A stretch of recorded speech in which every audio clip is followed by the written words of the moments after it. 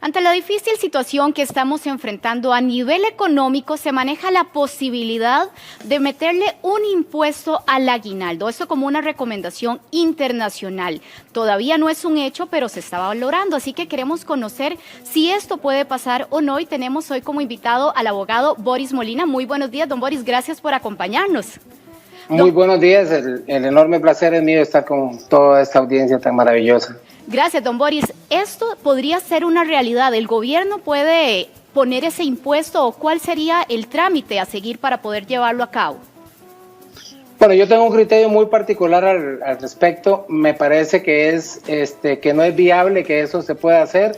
Por dicha, ya he escuchado manifestaciones de algunos diputados y del propio ministro de Hacienda diciendo que por lo menos no es un interés actual.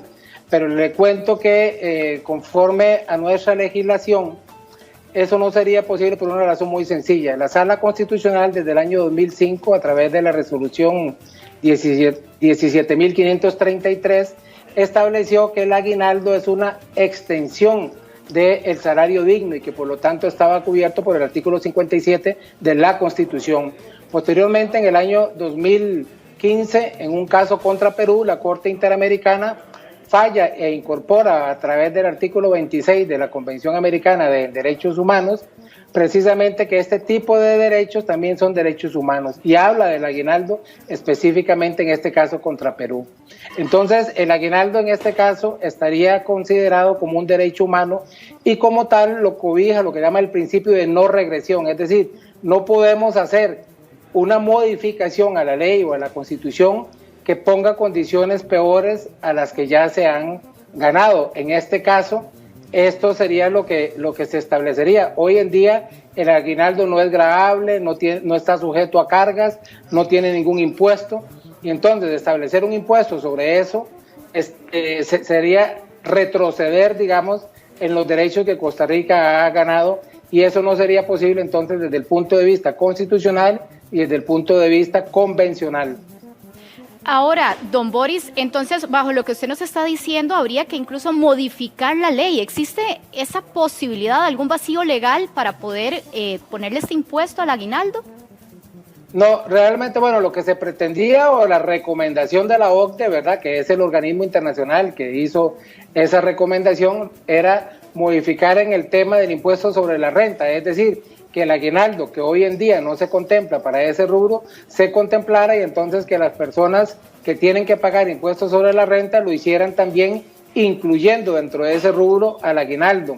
Me parece que no sería viable precisamente por lo que acabo de decir, porque sería lesionar a un derecho humano, ¿verdad? Y entonces me parece que no tendrían la potestad los diputados de hacerlo ni siquiera a través de es más, ni siquiera modificando la Constitución, porque sería modificarla en perjuicio de los derechos humanos que ya se tienen concedidos.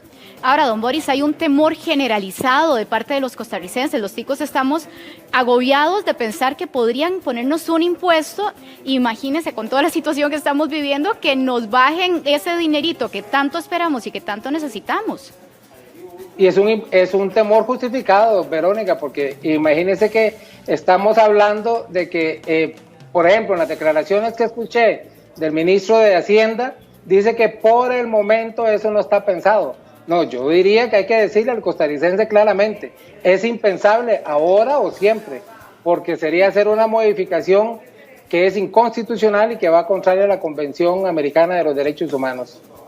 Ahora, esto siendo una recomendación internacional, don Boris, ¿cómo se maneja eso, verdad? Porque obviamente es una situación mundial, estamos con dificultades económicas, pero ¿cómo le decimos que no a este tipo de consejos que evidentemente nos afectan a todos los costarricenses? Claro, bueno, hay una enorme ventaja. No estamos frente a un organismo internacional que tenga, digamos, poder de coerción.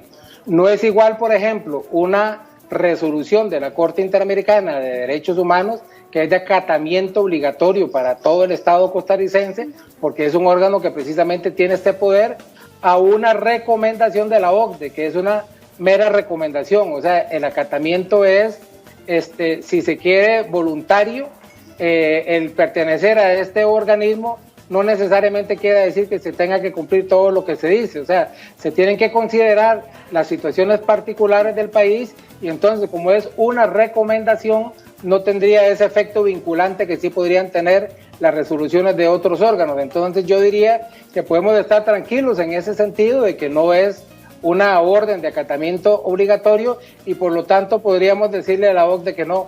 Se luchó mucho para estar ahí y el país claramente celebró cuando ya nos incorporaron a la OCDE, pero no quiere decir que todo lo que se diga tiene que ser santa palabra para nosotros. Por dicha, este sería uno de esos casos y me parece que hay alguna sensatez por parte de los diputados para no dejarse llevar por esta corriente y sobre todo que en estos momentos de pandemia no es justo que sea la clase trabajadora la que termine pagando siempre los platos rotos, ¿verdad?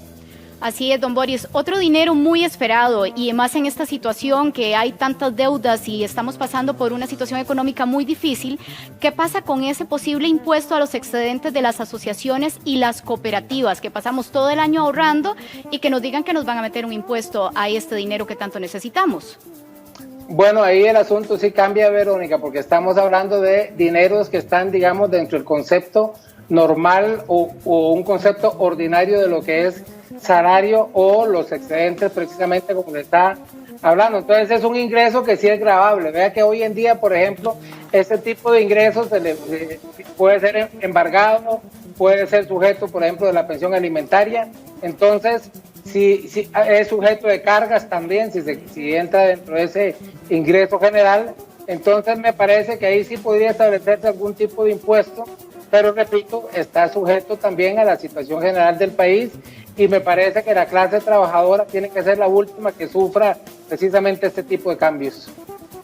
Gracias, don Boris, y todos concordamos con esto que usted nos estaba mencionando porque todos esperamos en Dios que no nos toquen ese dinerito que tanto nos ha costado. Muchísimas gracias, don Boris. Que tenga un excelente día. Buen día.